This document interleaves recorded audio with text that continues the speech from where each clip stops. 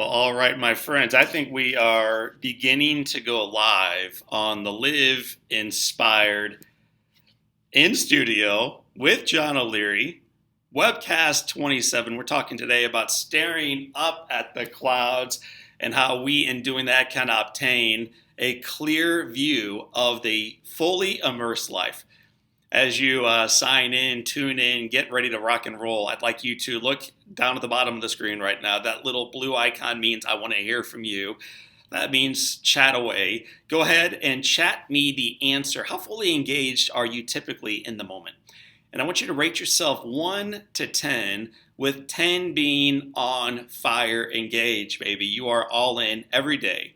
And then just quickly note, why did you pick that rating? Whether it was a 1, you're disengaged all the time, or a 10, you're on fire for life, or somewhere in between.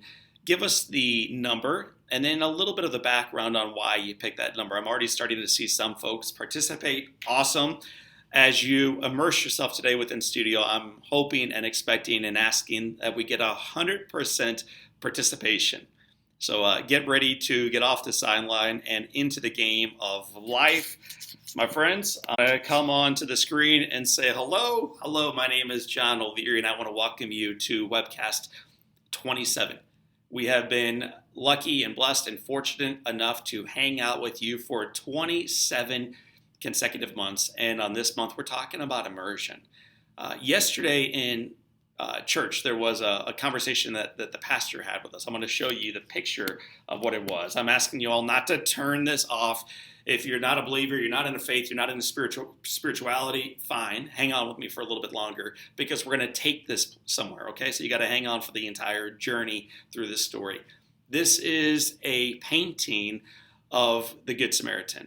It's the story, and some of you may have heard it recently, some of you may have even heard it yesterday, about two very spiritual, very religious people passing a broken down, robbed, beat up, dying man on the side of a road. These are high-level believers who are traveling from Jerusalem to Jericho. They see the guy on the side of the road. They put their heads down, and they pass by him.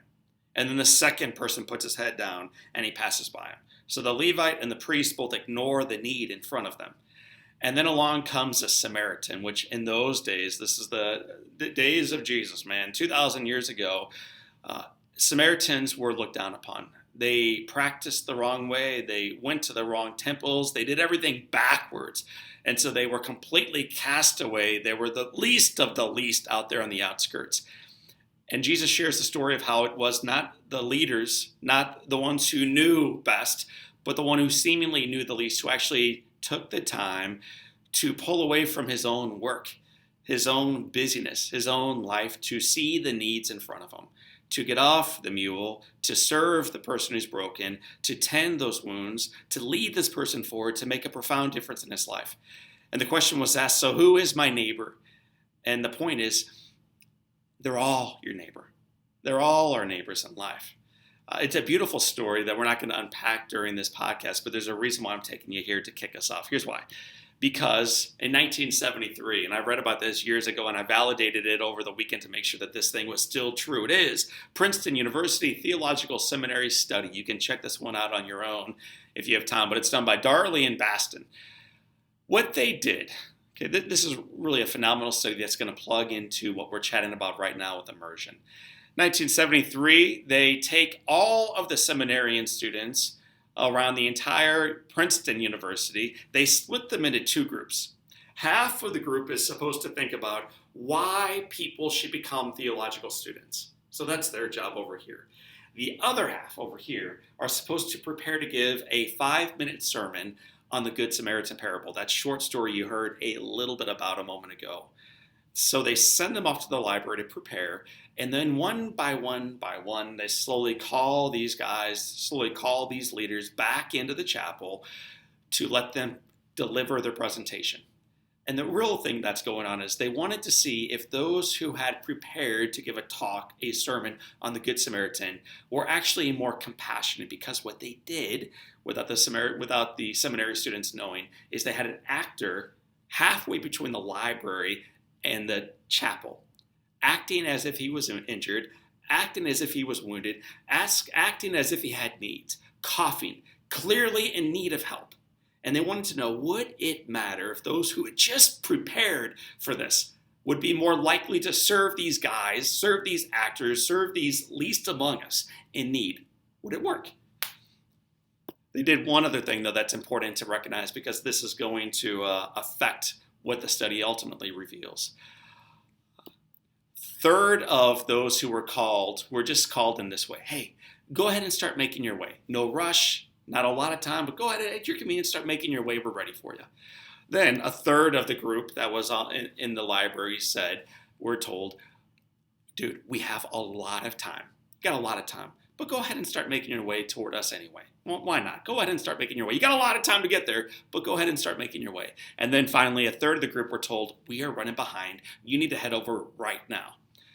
And so the question was, who is more likely to stop for the guy in need? The one who was just preparing the sermon on this very same topic, or those who were broadly thinking about theology? Why you should become a seminary student in the first place? Did it matter? My friends, as you chat to me right now, do you think it mattered? Those who were preparing versus those who were not for this very moment? Yes or no? Yes or no? And here's the answer. No. There was actually statistically almost zero variance between those who were preparing the story of the Good Samaritan versus those who were just talking broadly speaking about why you should become a theology student. No variance. So why begin our conversation today with this story? Here's why.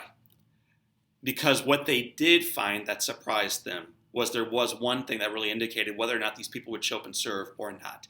It was the degree that they were rushing. I'm asking you, as you hear this study, don't place yourself in the lens of a 1973 Princeton University seminary student. Place yourself in the life of a very busy real estate agent. Okay? Place yourself in the lens and in the life of a single parent racing around. Place yourself in the lens and the life of a professional, of a nurse, of a retiree, of whatever your background may be as you tune into this today, because I have confidence in this. We are all racing around. We all have a lot going on today. So the degree of hurrying was what affected these students. Let's see to what degree it affected them.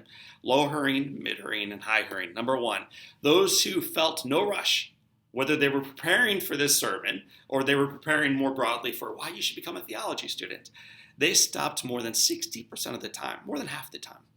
Those who were mildly rushed, come on over, we're ready for you, stopped almost half the time. And then those, and this, my friends, put your hand up if it's you, who felt as if they were in a high rush. They were sprinting from place to place. They had a lot of things going on. They were very busy, and people needed them right now, get there. Stopped a grand total 10% of the time. 10% of the most servant-minded, the most spiritually alive, those who are actually studying this stuff, stopped to actually live this stuff. The head is not enough. We got to have the heart with it too. What does this mean for us? I think it means for us, regardless of our profession and our faith background and how many kids or no kids, or how wealthy or poor, or how crazy busy we are today, we need to recognize that the degree to which we rush will influence how immersed we are in the moment, which will influence how we can actually actively show up and engage with those around us effectively. It matters. And today we talk about why it matters and how we can live into it more effectively, my friends. So for those of you who've tuned in a little bit late, back to the title, if you've not yet participated in this moment, I want to hear from you. How immersed are you? Are you rushed? Mildly, low, highly rushed? Is it 63% likely you're going to stop, 45% or 10% likely? Let's take a look at the survey results. Here we go. I'm just going to read a couple of these because you can look at them yourselves, but I want to make sure I'm hearing from you and making sure you know I'm with you on this one. So here we go. Heather, thank you for being part of In Studio. 5 out of 10. Right on. Trying to be mindful, but often you get distracted in your to-do list. You're mildly rushed. Indeed. Me too, Heather. Jeanette V. I try to be a 10 in my profession. It's very important for people to feel heard, but in reality, it's hard because I feel rushed. I'm a 5, but I'm trying to do better every day. Thank you for that, Jeanette. Sue G. I am fully engaged about a third of the time. So count me in as 3 1/3. Thank you for your honesty and your precision, Sue G. Raylene. Hi, Raylene. I'd say an average of 8. Much of the time I feel like I'm a 10, which is awesome, but I'm not there all the time. Perfection isn't the goal. Improvement is. Boom. We'll talk about that in a moment. John S. We're going to do 2. We'll do 3 more. John S. 8, but 10 is the goal. Me too. Michael, about 7.5. Welcome, Michael. And finally, Leslie. I think I multitask a lot and have lots of things on my mind all the time. Leslie, the good news is this. You're not alone. And perhaps the better news is this. Together we can do better. And that's why today we're going to be talking about staring up at the clouds, clearing the view to a fully immersed life. Let me give you the layout, what you ought to be expecting from me today. So if you take notes, and I hope everybody does, grab your little journal. You will need it a couple times today. You'll need at least one writing instrument. And let me give away a little exercise we'll do momentarily. You may even need 2. So if you have a pen, a crayon, a pencil, a marker, a piece of chalk, whatever handy, grab it. You'll need it here momentarily. But this is what you're going to be learning about today, what I've been excited to share with you now for the last month. Number 1, what does the word immersion really mean? So we're going to unpack immersion. It's a word I don't think we hear all that frequently unless we're jumping into a pool. So what does the word immersion really mean? Secondly, why is it important to be fully immersed in what actually matters? Not just busy, like we all claimed we were. I mean, everybody's got things to do. But why is it important to be fully immersed in the stuff that actually matters? We'll talk about that. And then thirdly, I want you at the very end of this to choose one strategy. I'll lay out 5 or 6, but I'd like you to choose one strategy to be more fully immersed in order to live the best of your life. Sound good? If it sounds good, if you're ready for this, type in the words, I think it's 2, all in. Okay, I want to hear from you. This is a layup question. If you can hear my voice and you use the chat feature and you heard these 3 ideas that I want you to take away today, type in the word all in. All right, here we go. All in, me too. So immersion. With your hands holding a pen, with your journals in front of you, I'd like you to write down the word immersion. Let me take a big sip of ice water. And let's unpack together what it means. The first definition does not affect us today. Baptism by complete submersion of the person in water.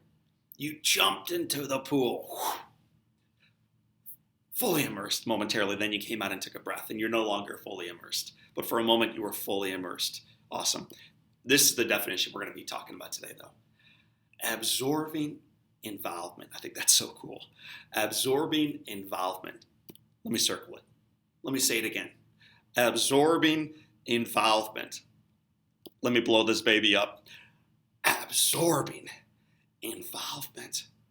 So I'd like you, my friends, to chat to me right now. A time when you feel as if you are absorbed in involvement. Fully immersed. Focused on one thing at a time. Not maybe an 8 or 7.5 or a 5 or a 3.5 or a 3 1/3, as some of us said, but fully engaged, absorbing involvement.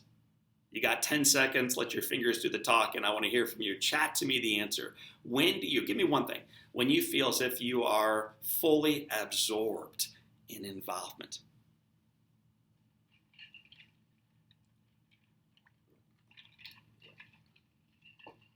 It matters profoundly. Okay, so I'm going to read some of yours I'm seeing in a moment. I'll share mine first. I could talk about kids. I could talk about my wife and a dinner date.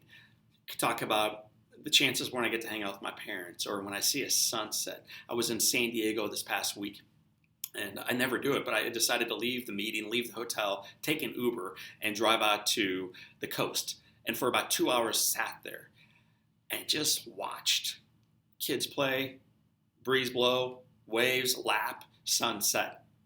Fully immersed. But another time that I feel that engagement is when I speak.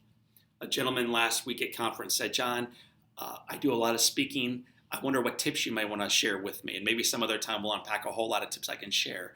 But one of the tips that I shared with him that surprised me, so I baked it into this program today, is I think it's critical as a speaker that you are so fully immersed in the moment, so fully immersed in your content that you are able to play off the things that are happening around you. If you're thinking about the next word, what could go wrong, what you just said, you're not able to be fully engaged in this moment, fully immersed. So my friends, when are you absorbed in involvement? When are you? A couple things that I'm hearing. Amy, most recently playing with my niece yesterday. I bet I know who this is. Let me go back to it. Your niece yesterday, and encouraging her to ignore some of those distractions like the broken mermaid, Amy. Perfect. Shannon, dinner with family. Perfect. Heather, when I'm working with John O'Leary, right on, baby. Casey Chuck, when you're teaching others about how they can grow as men in spirituality. Yes, Casey Chuck, keep it coming. Absorbed involvement is our calling. It's when we do our best work at home, at work, in between, and all things. So how do we get there? Well, after speaking, let me tell you how we don't get there. After speaking recently, I had an opportunity to meet some folks live. It's my favorite part of speaking. It's not actually in front of the bright light. It's the one-to-one, hanging out, shaking hands, giving people hugs, hearing their stories afterwards. And in one of these visits, a lady, her name was Stephanie, she shared with me a quote that I wanted to put up there on the screen for each of you because maybe it will connect with you where you are. She said, John, I'm stressed out all the time. I'm not sure what the trigger is, John, but all day and every day, I feel the entire weight of the world resting on my shoulders, and it's exhausting. So that's from Stephanie after a presentation recently. And so I asked Stephanie about this. I said, Stephanie, tell me about your day. If it's every day, maybe it has something to do with the day itself. Tell me about your day. And so she walked through her day. I'm going to give you this day to you very quickly. But I bet for some of you, it's going to sound an awful lot like your day as well. She said, John, my alarm sounds at 5:45. Meetings start at 7:15. So you can imagine the sprint from the alarm clock to get to where she's going for the meetings to start. She's got 20 minutes for lunch, tops. She says she brings her lunch. She eats it out of the brown bag when she even has an opportunity to eat it at all. She went on to say at 5:30, the day begins to wrap up on good days. But usually, John, it wraps up closer to 7:30. That's when she leaves. She either misses dinner, eats it on her home, or she gets home closer to 8 because she completely missed dinner. She does work until about 10 o'clock. She checks email and social media until about 11:30. And then 11:31, she goes to bed wildly exhausted, sets the alarm for 5:30, and then hours later it happens again. And it happens again and happens again. I bet this sounds like many of our lives listening right now. And if it's not yours, it's the lady, the gentleman, the friend, the stranger closest to you. We are busy people, which should surprise none of us. But what should surprise you is this. Where I heard that quote actually was not at a typical seminar. It wasn't at a sales conference or a group of business owners or a group of sales executives or a group of nurses or physicians, teachers. It was actually at a much smaller venue with much younger individuals in the audience. They weren't high-level professionals trying to rock and roll their way through life and earn enough in the early days to retire early. It was a group of high school students. And the one sharing it with me specifically was not old enough to drink alcohol, was not old enough to vote, was not old enough to buy cigarettes, was not even old enough to drive a car. Her name was Stephanie. She was 15 years old, and that was her day. Let me put this list back on the screen. This is the day of a 15-year-old, don't kid yourself with the word adult, a 15-year-old child. She's not alone. The alarm sounded early so she can get to school. You see that crazy busy day. I asked her about that. I'm like, that was not my day in high school. How is that possibly yours? She said she was in 6 extracurricular clubs and she plays 2 sports, varsity level. 6 extracurricular activities. In addition, she's on 2 sports teams. She's carrying a 4.0 GPA. And that's what she says about it all. Well, no wonder. So I asked her the question, well, Stephanie, do you love what you're doing? Do you love what you're doing? And this was her answer. No, not really. So then I asked the big question, why in the world are you doing this? Why are you driving yourself crazy at 15? Why are you trading your youth for gray hairs and wrinkles and misery? Why are you doing this? I asked a little bit more politely than that, but that was the core of the question. Why are you doing this? And she said to me, John, my mom told me I'll get a better placement in college. Okay, maybe. So I said, okay, tell me about that. Then what? Then she said, well, John, if I get a better placement in college, then I'll get better internship opportunities. I said, well, that might be true. Then what, Stephanie? I'll get better job opportunities. Okay, then what? Then what? And then she said, John, I guess I just want the perfect life. What is that, though? What is that perfect life that she's sprinting toward? That she is trading away her teenage years to someday maybe get in the right school. Maybe someone can even buy her way into the right school. So then she can maybe get the right internship and then maybe get the right job. Maybe if she's got the right manager above her, around her, a team below her, and they don't go out of business, in order to get the right position and in order to live the perfect life. What is the perfect life? What is she pursuing and what are we pursuing? And how do we fully immerse in what that actually looks like? Not in 55 years, but now, right now. So what if perfect isn't even possible this side of eternity? As I think Raylene said, what if it's about progression toward it? What if in exchanging what we actually love today for some vague notion of perfection tomorrow, we give up the joy of living fully immersed in this moment, the only one we have that actually has value? What if that's what we're trading right now, not only as professionals, you and me, but as 15-year-old kids? What if we're instructing our little ones that that's what they ought to be seeking? What if? What if we really desire being fully immersed in the stuff of life that matters now? The good stuff. My friends, Webcast 27 is about fully immersing ourselves into the good stuff, So here's what I'd like you to do. Kind of put on your dream cap, take a big swig of tea, water, whatever it is you may be drinking. I'm not judging you today. July 15th, I want you to imagine the good life. Not just the good life, the perfect life. And then I want you to put a year to it and imagine what your life looks like. So with your journals in hand, with your heads and your hearts way open. My friends, we're going to step way the heck out. Take a deep breath. 20 years, okay? It's possible. I mean, think how quickly, those of you who watched 1999 and Y2K and all this other stuff that was going to happen in the year 2000, you were alive for that 20 years ago. It's very likely you will be alive again in 20 additional years. So my question to you, what does your idea of the perfect life look like then? Take a few minutes. What does your idea of the perfect life look like in 20 years? What's the good stuff? What's the good stuff? Write it down. Have some fun. Dream big. 20 years.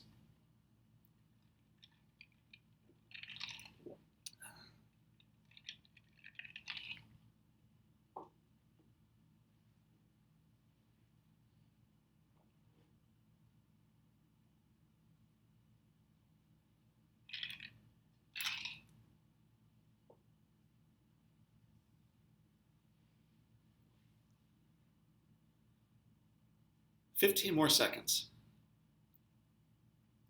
If you were hoping I would talk at you for an hour, you will leave here in 36 minutes very disappointed. We are about to roll up our sleeves and talk about the good stuff, which means we do it together. We grow together. We're in studio, not in some boring classroom. Your job during this 1 hour a month is to really roll up your sleeves, put on your apron, and have some fun. So here we go.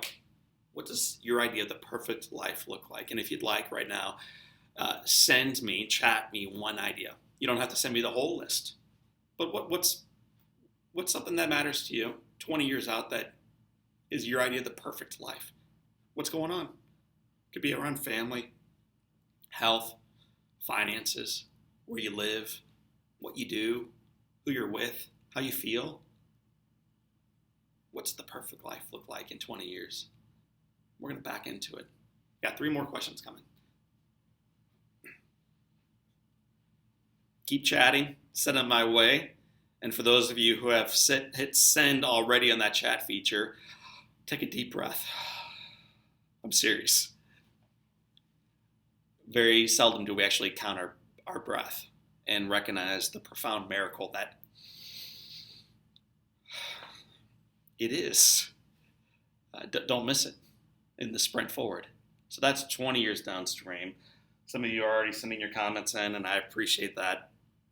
Surrounded by family. Thank you, Jeanette. Jake, hopefully retired and focused on retirement and other ministry projects. Awesome. John S., a little bit of laughter. Loving it, man. Joy. Perfect. Keep them coming. Now we're going to scoot the clock up just a little bit more. This one is one you can see on the calendar. You can probably today buy calendars for 2024. We're probably booking presentations right now for 2024. So it's possible that you can actually look that far ahead. I want you to look that far ahead and to imagine, what's your idea of the perfect life look like 5 years downstream? Where are you speaking? What are you earning? What have you saved? Who have you saved? What are you giving back? Who are you with? How do you feel? What are you thinking about? Where'd you move? Where have you been? 5 years. Don't live someone else's dream like Stephanie was doing for her mother. What's your idea of the perfect life? To turn off Facebook if you have to. Don't judge yourself against your neighbor. That's the wrong way to make your way from Jerusalem to Jericho. Trust me. What's your idea of the perfect life look like in 5 years? You can see that one. And if you can see it, we can step toward it. So here we go. Got 10 more seconds. I'd love for you to chat one of your answers my way.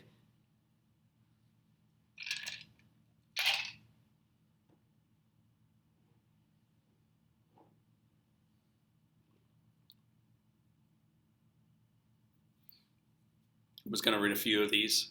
They're coming in quickly now, so I may be reading some that are a little bit more like 20 years downstream, but here we go. Gigi. Welcome, Gigi.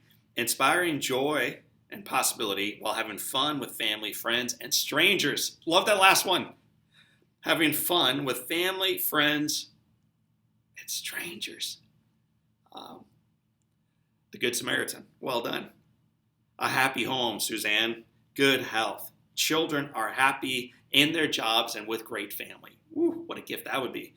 Miss Raylene, retired with my husband. Awesome. Good health, beautiful. And the privilege of choosing how we spend our time, including enjoying our children's journey. That's awesome. I'll read one more, and here we go.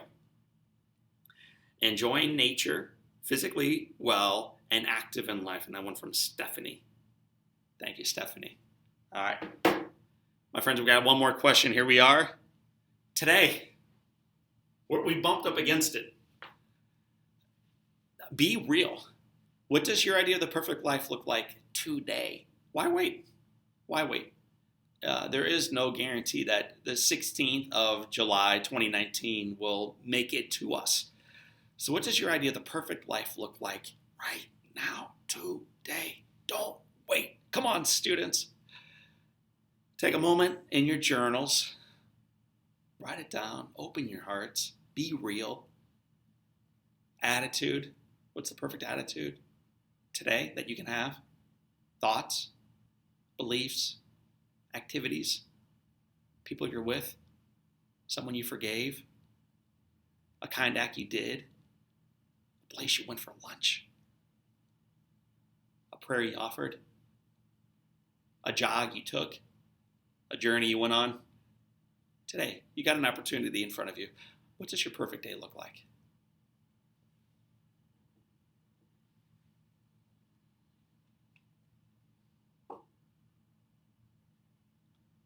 And here we go. I'm not going to have you share those with us digitally, but in your hearts, on your journals, turn the page. You may want to write this one down. The perfect life may not be getting all that you want and climbing higher than your neighbor. The good life, the perfect life, may actually be truly enjoying all that you have, capable of slowing down long enough to help your neighbor, to be that fully immersed. You can actually do something that wasn't even part of your plan before the day began. to live fully, abundantly, richly in this moment, right here, today, now, right now. So here we go. I want to begin this journey forward as we talk about being in the moment, being fully immersed, with having you take a little exercise around the block of seeing what actually matters. So for those of you who are at an office right now or you're outside of your gym, I'd like you to shut your eyes for a moment. For those of you who are at your home or at a friend's house or wherever you may be, coffee shop, shut your eyes. Walk out the door with your eyes shut, meaning don't go anywhere, okay? I'm not going to have you walking into a glass door and then blaming me afterwards. From your place of safely sitting, shut your eyes and imagine that you are walking around the block. You go out the front door of your office, at your gym, you open up the door of your car, wherever you're seated, and just take a lap around the block. And pay attention to what you see around you. The buildings, your eyes shut, the ones you passed on your walk in, your drive in, your sprint in, the flowers, the grass, the flagpole, the cars, the people. What do you see? What do you notice? You just went past it, so I'm sure there's a lot there. Now come all the way around that block. Make it all the way back to that car door, that front door, that office lobby. Open wide your eyes, and we're going to answer two questions. Number one, what did you see as you walked around that street? In your journals, make a list. You got 15 seconds. Longest list wins. As you walked around that block, at your office, at your gym, the coffee shop, at your house, tell me what you saw. Write it down. You got 11 seconds now. Longest list wins. Come on, here we go.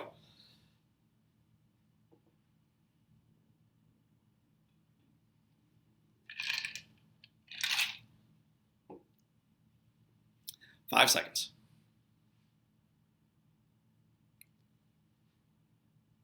All right. Pens down, class. Pens down. How many details did you list? Go ahead and sum them up. All right. Now there's one more exercise in seeing what matters. All right, here we go.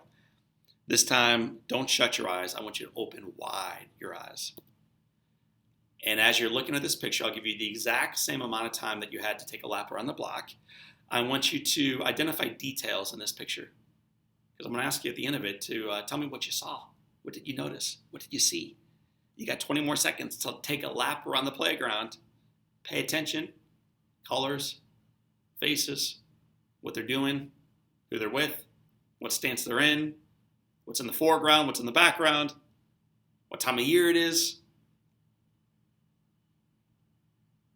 10 more seconds. Keep walking around that playground. Tell me what you're going to see here in a moment. Don't write it down yet. That's cheating. I want you to get fully immersed in this walk around the playground.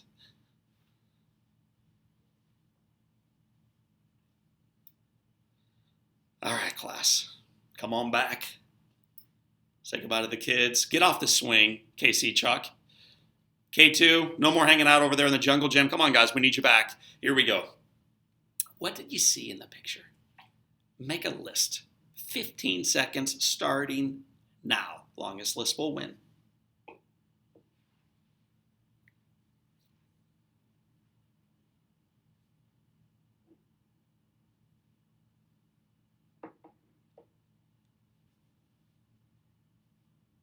Eight seconds. Come on. Right quicker.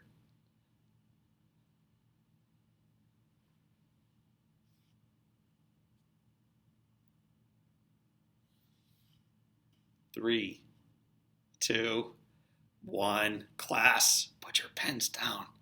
Drop your crayons. Come on, Raylene, put it down. How many details did you list? Okay. Just kind of quickly tabulate them up, sum them up, and then ask yourself, if you want to share, feel free, on which exercise did you note more details?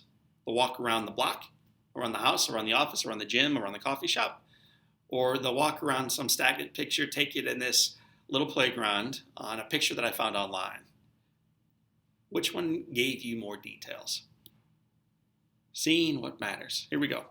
A couple bullets around this.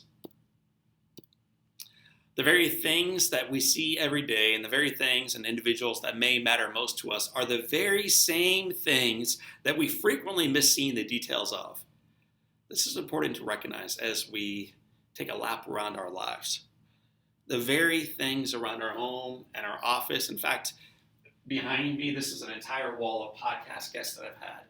I put them over there to remind me of people that I think really matter. Even more important than that, though, over here, come around with me, there's a whole wall. Let me see if I can do this. There it is. Of people that matter. That's my family. Because I want to make sure while I'm working that I have in front of me physical objects, reminders of the things, of the people that actually matter. Because what I know to be true for me and what I think is true for many of us is the very things we see every day and that may matter most to us are also the very things that we frequently miss seeing the beauty, the grandeur, the details of. So if you said, John, I got more details from a still picture of a playground than I did my own house, my own office, you're not alone. That's what research has shown. Secondly, we do not have an infinite amount of time. How we choose to invest that time, don't even say spend, it's a choice on how we invest it matters greatly. And then thirdly, we see more clearly and live more vibrantly when we are fully immersed and when we fully immerse ourselves in the moment. So let's talk about that moment. Everything you own that has value. I'd like you can chat it to me if you'd like, or you can write it down in your journal if it's kind of personal for you. But I'd like you to write down everything in your life that is valuable. Okay? 10 seconds. All the things that have like great value.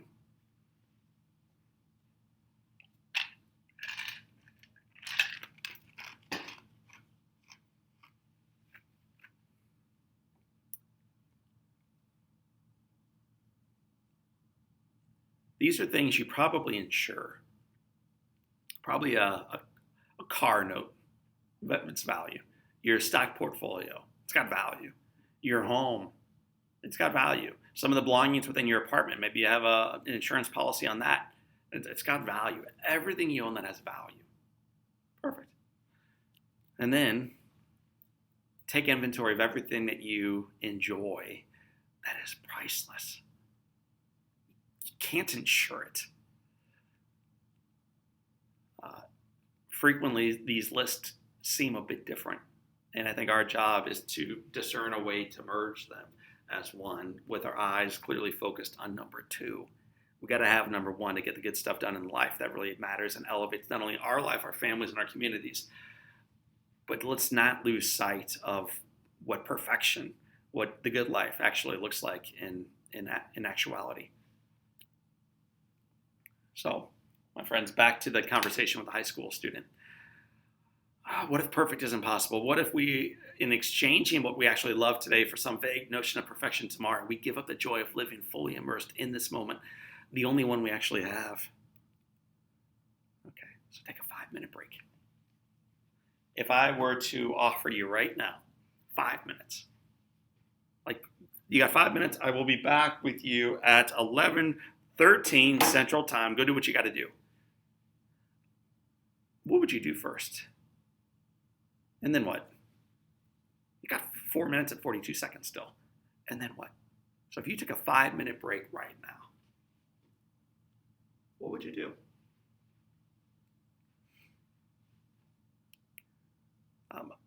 Most of us would get very busy checking text, responding to emails. Some of us right now are paying attention to this while responding to texts and checking emails.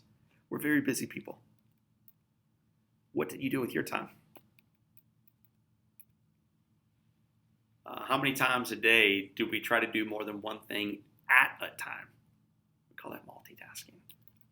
And finally, what I want you to be aware of is that it's not quite as effective as many of us seem to think or feel or society is teaching us, whether it's high school, college, post-grad work, our work professionally, into life beyond. Multitasking is slowly taking away the best of our joys each day. So here we're going to do a little exercise. Time. Time. when we multitask, this may surprise you. You may want to write it down to remind yourself as you try to multitask later on today. It takes longer to produce something.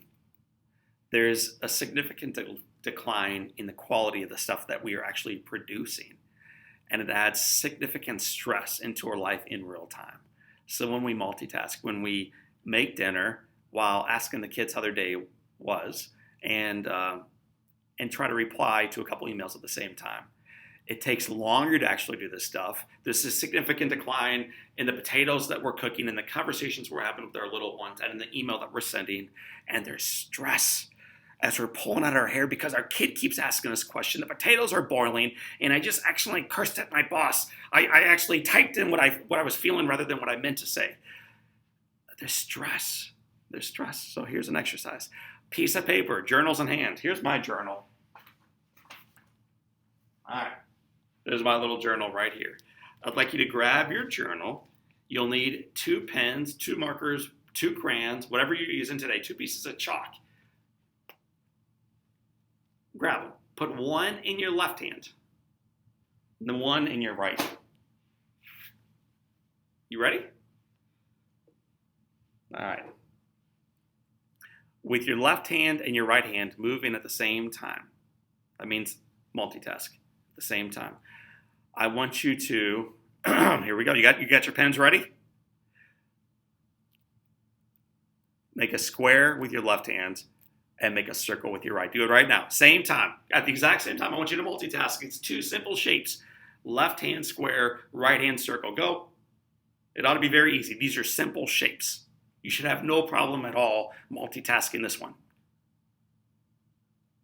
I hope you're doing this exercise. It's a lot better when you do it than when you look at my face and just stare at a left, right, square, circle. Because right now, if you actually did do it, you're looking at 2 cruddy circles. You're looking at kind of a boxy circle on the right and a boxy circle on the left. We're lousy at multitasking. There's some side effects, actually, when we multitask. It affects the way we show up, the way we lead, the way we serve, the way we love, and I think the way we parent. So to give us an example of how we feel when we try to multitask, whether it's a circle and a square at the same time, is our dear friend right here. She's going to give us a little bit of how to get an even better start to your day for those of you who might be parents or grandparents or taking care of animals or whatever else you're doing in the busyness of your day as you get ready for work. So I think you'll enjoy this. This was shared with us at a team meeting by Shannon. So Shannon, this one's for you. Here we go. Pay attention because I bet some of us feel very similar to this lovely lady. You're always asking me, Tiffany, as a mom of 3, how do you manage to get done? And you've been asking me over and over again for my morning routine vlog. So finally I did it. Without further ado, here is my morning routine vlog. Each day I wake up at 7 o'clock sharp. The mornings are a really special time for the children and I to bond. The first thing I like to do is head to the kitchen and grab a nice hot cup of coffee. While I'm enjoying my cup of coffee, it's time to get the littles ready for school. I enjoy getting to spend this time with them. I like to make sure that the children's room is organized the night before. And I always have their clothes ready so that I don't have to search in the morning.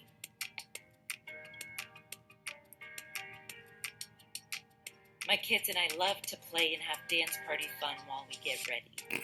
It's our favorite pastime. While the kids take a few moments and put their socks on, I like to make sure that I'm looking my best as well. Nutrition is key in our house, so I make sure that my kids always have a healthy, balanced breakfast. Hygiene is important. Now it's time to get the kids' shoes together. Mornings are so beautiful. I give them each a kiss and send them on their way. I like to make sure that I start my day with a nutritional breakfast too.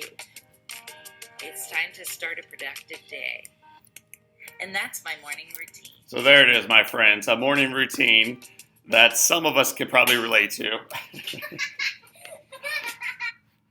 Maybe not all of us, but I know there are days when I can certainly relate to that morning routine. What about you? Do you ever feel that way? I would imagine the answer, if you are honest with me and yourself right now, is absolutely. So here we go. A couple clarifying points on this. Let me make sure we turn this down. We don't need to hear her twice, although she is lovely. Here we go. Again,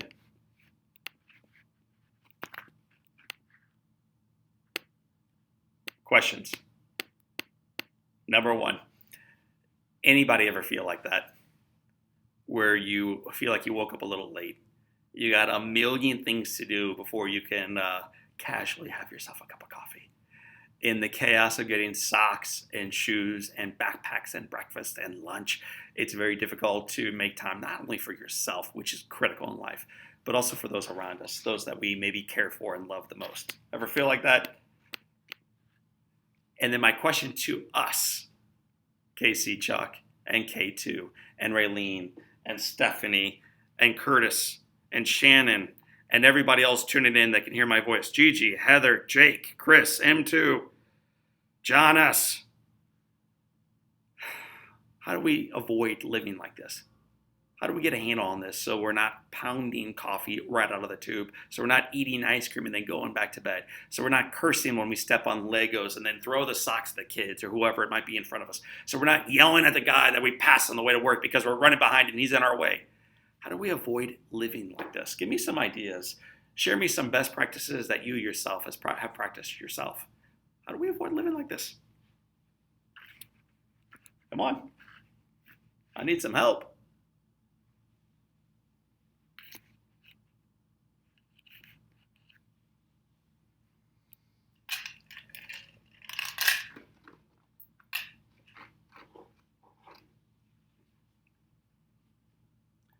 With 13 minutes left, I'm looking to have a couple minutes at the very end for questions from you, whether it's on this topic or others. Awesome. And right now, I'm really looking for you to share some light on how can we avoid being buried by the chaos rather than immersing into the joy of life, whether that's with kids or without them, whether it's at work or in retirement, whether it's as a student or as a leader in life. How do we avoid living like that so we can fully immerse in the joy of the moment? Give me some ideas.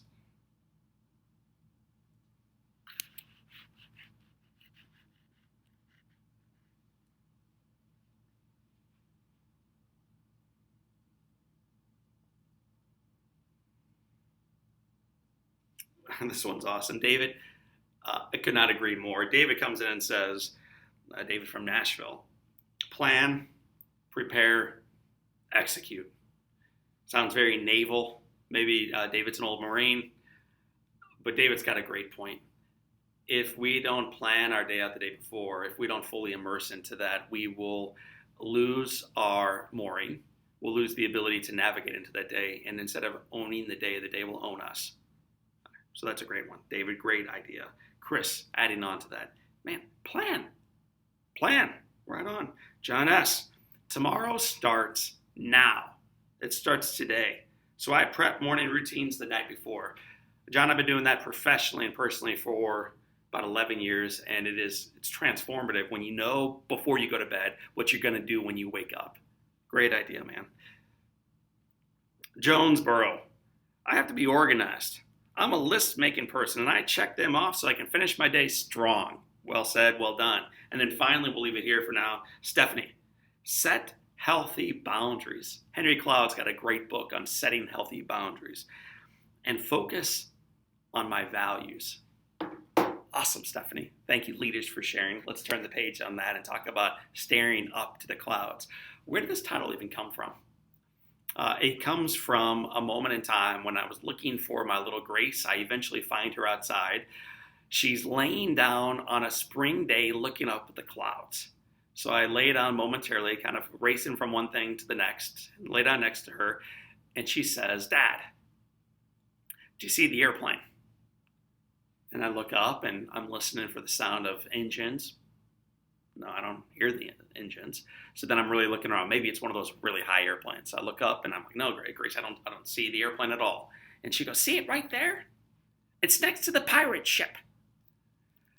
She wasn't talking about a little airplane. This little girl was fully immersed in the joy of a gorgeous, puffy cloud spring day, looking up, making belief out of the images of the clouds, fully immersed in the gift of the moment. Kids are naturally gifted at this.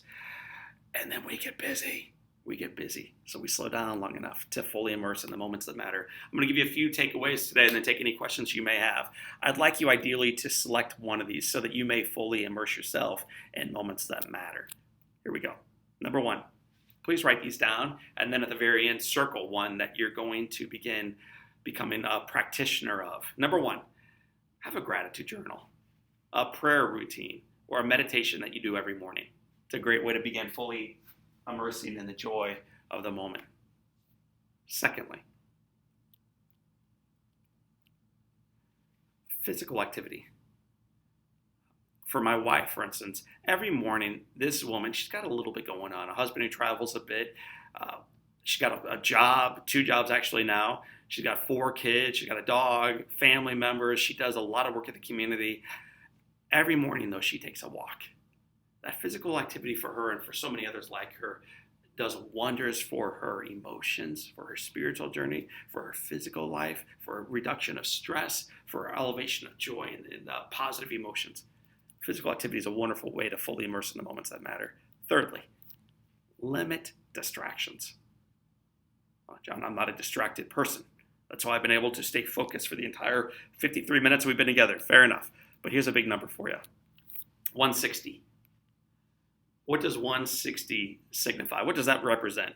What are we doing 160 times a day? Hold on. Let me just show you. Checking our phones. On average, we first world citizens check our phones 160 times a day. I'm telling you right now, man, you got to check your phone from time to time. But if you're checking on average 160 times, it is keeping you from looking up at the clouds. It is keeping you from seeing the gifts in front of you. It is keeping you from seeing the traveler who is on the side of the street asking for help. Put the phone away. Fully immerse. Limit your distractions. Put up, as a lady said a moment ago, healthy barriers so that you can live your values. Number 4, seek opportunities to give. One of the best ways to live the moments that actually matter is to seek opportunities to put yourself at use for a cause greater than yourself. If you're financially capable, it means sometimes picking up a tab for someone else in the restaurant or in the coffee shop. If you're capable of doing it, it means holding the door for someone else. If you see an older lady or an older gentleman or someone struggling across the street, it means running over to them and helping guide them across the street. Whatever opportunities that you have in front of you, both the little and the big, to seek opportunities to give. My wife and I have been involved with Big Brothers and Big Sisters for more than a decade. Our little graduated not long ago, which was a blessing because we're so busy. We got so much going on. We got to check our phones 160 times a day, at least, which is exactly why not long ago, 1 month ago, we enlisted again to become Big Brothers and Big Sisters again. We've met our little match now 3 consecutive times. It's a family match, which means our kids now have the opportunities to seek opportunities to give. And in being service to someone else, some other cause greater than yourself, you wake up to the moments that actually matter, not only while you're giving, but in preparing for them. And then again afterwards, there's a ripple effect. Savor that ripple effect. It's compound interest. I encourage you to own it. Number 4, you weren't expecting this one, but here it is. Time to take some bathing exercises in the forest. We call it forest bathing around the Live Inspired office. What does forest bathing mean? Well, it means a little bit more than bringing shampoo out to a forest and getting yourself clean before you towel off and come back to work. Forest bathing is the exercise of fully immersing yourself in nature. It means taking a walk without your phone. It means sitting by the side of a creek and watching that baby for 20 minutes just roll by you, not focused on anything else except the sound of that water, that rushing water, the breeze in your face, the smells. fully immerse in the moment when you are forest bathing. There are health benefits to this. Let me share with you just a couple. Oops. I keep doing this. You would think by now I'd have a pretty good sense on how to do this. You would be utterly wrong. Here we go. Fully immersed in the moments that matter. You can expect these things when you spend at most 20 minutes throughout the week fully immersing in nature. What do you find when you do this? Well, studies show that you get a 12% decrease in cortisol levels, that's stress. 12%, that's massive. 7% decrease in sympathetic nerve activity, that's the fight or flight, that's like why we sprint around all the time. 1.5 decrease in blood pressure. No need to go to the pharmacist for this one. 1.5 by spending 20 minutes immersed, bathing in nature, bathing in the forest. Not even literally. Keep your clothes on for this one, people, please. But great benefits in just submerging yourself in the gift of nature. It's a miracle out there. And then finally, a 6% decrease in heart rate. Incredible benefits. Final one I want to share with you today is the invitation for you to take time for tea. I have a short story around that one, but I'm hoping, my friends, that you will have some questions for me around immersion, around these ideas to ensure that we live moments that actually matter, around what it means for us to be part of Studio, celebrating 1 hour a day plus the videos we send on Mondays or Sundays. These moments that matter, immersing ourselves to stay focused on the good stuff of life rather than getting lost in the busyness of life. What questions might you have for me regarding these topics, the ones in front of you on the list? Or maybe some of you want to share what you're going to do as you decide today to fully immerse in the moments that matter. Maybe there's a commitment. Maybe it's one of the 6. Maybe it's the 7th one that I did not list. But what's on your list? As I wait for you to send those to me, I really do want to hear from you. So please do either ask your questions or send your commitments to the chat feature. I want to share with you some pretty exciting news. There's my little girl, Grace. That's tea time right there. We'll come back to her momentarily.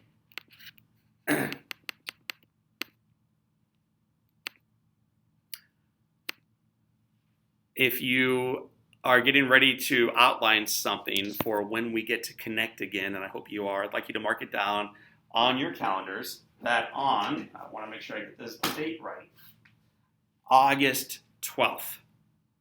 August 12th. That's next month at 12:30 to 1:30 in St. Louis, Missouri. We will be live in studio. Not just me on the screen, but we're going to have a live studio audience. If you happen to be in St. Louis nearby or you want to make a little trip in, awesome. You're welcome. You're welcome to send friends. You're welcome to invite colleagues to join us. We're going to send you out emails with all the information, with the dates, with the locations, with the times, with the reasons why. But we wanted to participate in studio like a studio might feel as if you were creating something of great value. And can you think of anything more valuable than the gift, the work of art that is your life? So from 12:30 to 1:30, we will be live for webcast 28 in St. Louis. The topic for that one is going to be the leader in you and how we can release the inner commander-in-chief. It's going to be a story of leadership. Leadership organizationally, leadership with your dreams, leadership with your thoughts, leadership with your relationships, ultimately leadership with your life. You are the commander-in-chief of that. So we're going to talk about how we can own that and elevate that going forward, leveraging leadership. It's going to be a great topic. I'm excited to be with you, for many of us, on this screen. But for some of us, if you're capable and able, live. Join us and send your friends. We're looking forward to sharing a lot more with you. Just a couple of things that I want to share as we get ready to wrap up. This is how I live. I try to do most of this list every day, and that is from Jonesboro. Keep going, Jonesboro. And what I would encourage you to do is don't be selfish in your journey through life. You are walking the right path. Share what you're doing with those around you because the marketplace is longing for it. So keep seeking out other travelers that may have fallen and become a little bit bruised and share with them what you're doing. It will benefit them mightily. Stacy, so happy for the reminder about the detriments of multitasking. There were so many data points around the Stacy that I actually got lost in it. I had a full screen full of all the things that multitasking does, and I just cut it out because I think it kind of took us off track from what actually mattered. Multitasking is sometimes like a necessary evil, but it's not effective. So what we ought to hear today is stay focused on one task at a time, be immersed in it, and then move on to the next. When you are working, work, and when you are playing, play like a puppy. Work like a dog, play like a puppy. Stephanie grew up on the farm, toes in the grass, watching clouds and feeling the breeze. Love it. Stephanie, I spent a couple years working on a farm, and when I was working, I had big, thick work boots on. But at the end of every day, we would kick those work boots off, go off on a little porch, watch the sun set without shoes on.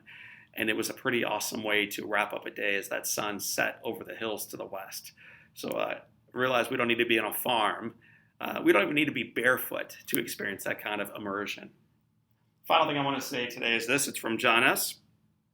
It's not that we have a short time to live, but that we waste a lot of time of it. That's from John S., who says he's quoting Seneca, but I'm just going to say that is a quote from John S. It's not that we have a short time to live, but that we waste a lot of time of it, a lot of it.